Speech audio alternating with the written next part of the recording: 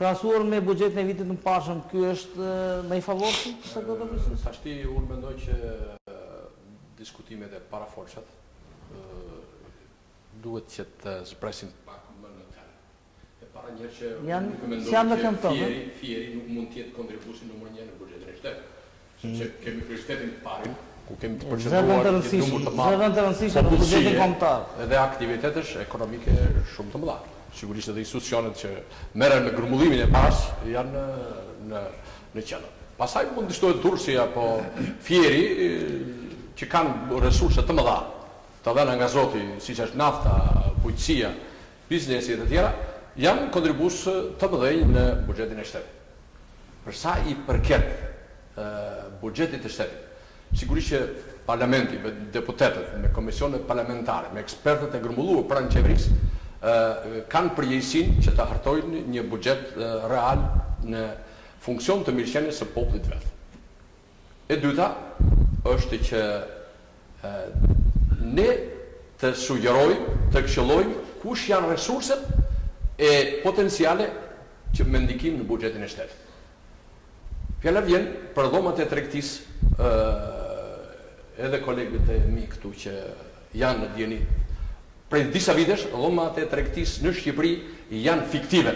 Ato janë pa buxhet, ato janë pa të ardhura, si thuash mbahen me kontributin personal të ndonjë kryetari që paguan vetë rrogën e vet dhe as gjë më tepër. Kush do ta marrë me tregtisë? Sigurisht shteti në këto vite të fundit. Do me tregtisë në antarësia. Duhet në antarësia. Po në antarësia, atë po bëj kuotën. Të dihet që kjo është lënë evazive dhe as një njeri nuk paguan kontribut në dhomën e tregtisë. Ky është realiteti. Edhe ju duhet ta dini dhe duhet i buxhetit. Urdhra? Ky është problemi i vetdomës, jo i buxhetit. Një minutë.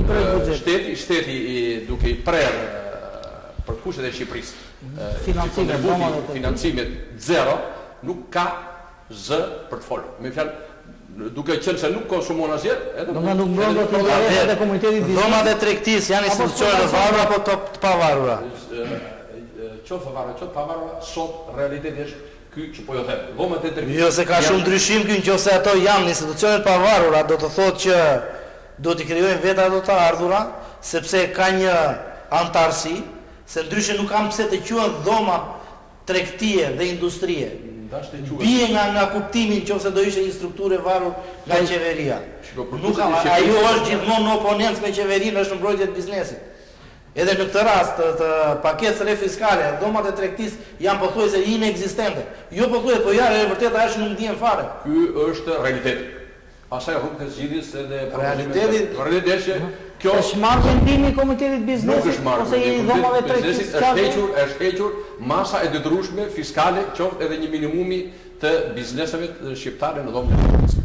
Dhe ato prej disa vitesh nuk kanë asnjë lloj resursi të ardhurash për vetën e vet, për akseseve. As pyetën as u merret mendim. Sigurisht, duke mos pasur forcë, ato nuk mund të japin.